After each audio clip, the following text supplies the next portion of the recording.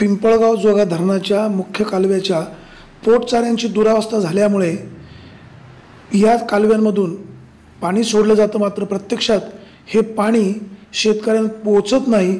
हे पाणी रस्त्याने वाहतं, हे पाणी नदीला जातं। वास्तविक या ठिकाणी पाटबंधारे विभागाने काळजी घेणं गरजेचं आहे। अनेक ठिकाणी या पोटचाऱ्यांमध्ये टणटणीची झाडं उगवली आहेत, तर अनेक ठिकाणी या पोटचाऱ्या तुटलेल्या आहेत। काही ठिकाणी तर या अशा चाऱ्यांवर लोकांनी अतिक्रमणही केलेलं आहे।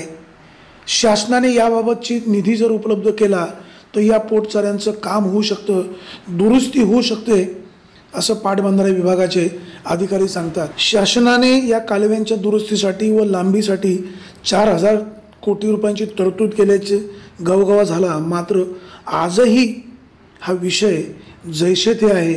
भविष्य काळामध्ये हा प्रश्न मार्गी लागणार कधी?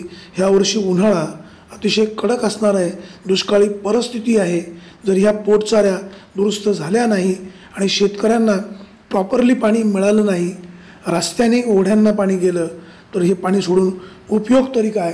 पाटबंधारे विभाग आणि शासन एकत्रितपणे यावर मार्ग काढील अशीच अपेक्षा।